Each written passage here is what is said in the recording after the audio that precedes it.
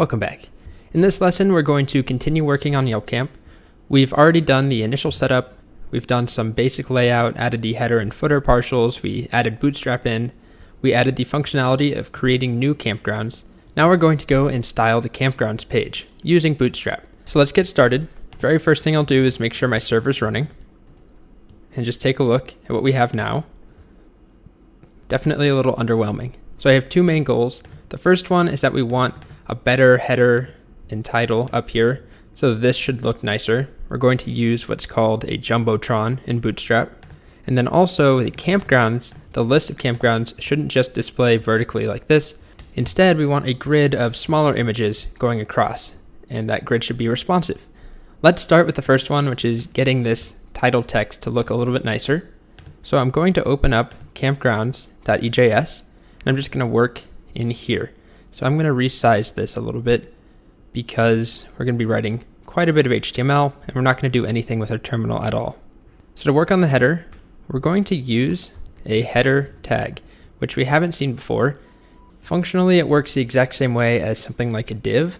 The only difference is that this has a little bit of semantic meaning to it using header rather than just an arbitrary div.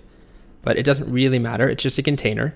And we're going to give it a class of Jumbotron. And then inside of it, we're going to add in, we'll just copy this H1 actually, and we'll just leave it at that and save. If we go and refresh our page, we now have what's called a Jumbotron. Still not great. The next thing we should do is make everything inside of a Bootstrap container. So everything that we see here, all of this, I'm going to indent, and I'm going to add a div with class equals container, just like that. And then we'll stick everything inside of that. And this will add some spacing for us on the sides. If I refresh, you can see we no longer have things right up against the left side here. We have some space and our Jumbotron is looking a little bit closer. And eventually we'll have a nav bar up here. So this will look a little bit nicer as well. For now, we just have the Jumbotron.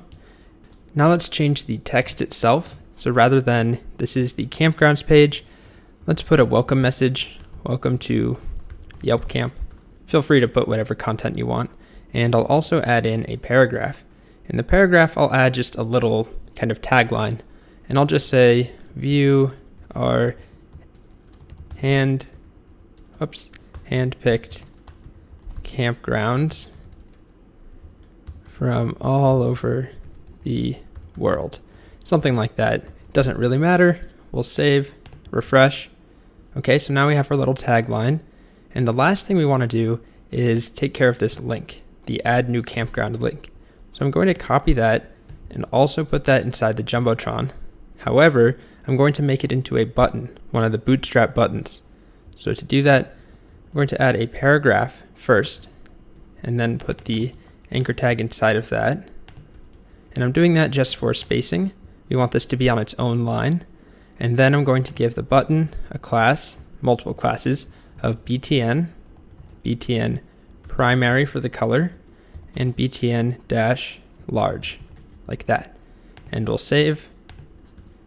And now we have our add a new campground button. We click on it and it takes us to the form. That's completely unstyled. One minor thing is that if I resize this window here, notice how our text goes right up against the edge of the Jumbotron, which isn't great. We have some spacing here and I want to keep that spacing. What we'll need to do is just add another container inside the Jumbotron. So div class equals container, and then, down here inside the Jumbotron before the end, we'll add the closing div and then just indent everything. And now if we refresh, it should look the same, but when we shrink it down, we now have some space there. Okay, so that's the header part. Now we want to work on the grid of images. And I'll be upfront with you, it's definitely a little bit more work.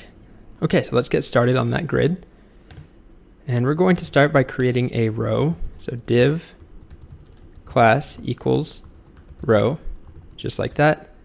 And I'm going to start with just a little message here. So we're going to add a div class equals, and I'm going to make this just take up the entire width. And we're just going to have a message here, an H3, that says our most popular sites or campgrounds. And it won't look like much for now. So let's head back over and let's start by adding in div class row, which we need. Everything in our grid needs to go in a row. So div class equals row, just like that. And now we have to talk about this for each loop, because what we actually want to do is inside of our grid, inside the row, for each campground, we want to make a div that has a column class and a column width using the Bootstrap grid. So I'm going to do that now, where I'm going to put all of this code, this for each loop, I'm going to indent it just like that. And then we need our closing div tag here. So this is for the class equals row, and this is for the container. Okay, so we have div class row, and rather than just leaving this content as a div in here with an h4 and an image, we will still have an image, but we're going to change this div so that it has a class of column medium 3 and column small 6. And that's just to make it responsive so that we get some bigger images when the screen size is larger, and then when we shrink it down, it will go down to just 2 images per row, and then it will shrink even further down to just 1 image per row. So inside of that, we're actually going to add in another div, and this div is going to have class of thumbnail, which is a Bootstrap class, which will help us make a little card. It will make a little grid item. Inside that thumbnail, we'll add the image to start, just like that, where we have image source is equal to the campground URL. And we'll just leave it at that, and I'm going to get rid of this for now and just save, and let's see what we get. If we refresh. All right, so we have a grid of images now. There's only 3, but we're getting this grid, and I'll show you what I meant by making it responsive. So as I shrink these, notice how it changes to 2 squares or 2 items across the screen. Remember that there's 12 units. So what we had first, we were dividing it into 4 chunks where they each took up 3 units. And then when the grid gets smaller, right here, they each take up 6 units. And even smaller, it automatically goes to 1. And we didn't have to write that because the extra small default is to use 12 units. So we didn't have to specify that. Now let's get the title back in, this campground name. And rather than just an h4, I'm going to do another Bootstrap class, a div class equals caption, just like that. And then inside there, we'll put an h4 with the campground name. Okay, let's save. Let's see what that looks like. There we go. We get these nice little cards. This is the thumbnail class making that for us. We have our images, and let's just see what it looks like if we have a bunch of images going and a bunch of items. So you don't have to do this, but I'm going to paste this in here and just give us some more data. It will be duplicate data, but that's fine. And then we need to make sure we add the correct commas in. So comma there and a comma there. Now, if we refresh, oh, we need to restart the server anytime we mess with the app.js. And now if we refresh, you'll see we have a small problem. Our grid is a little bit messed up. And what's happening is that we have images that are of different heights. So this Salmon Creek one is different than these two, even though the widths are the same in this case, and that's throwing off the grid. And there's an easy way to fix it, although it's a little bit wonky, and I'll show you how we do that. Inside of our campgrounds.ejs, on the div class row, I'm going to add in a style attribute.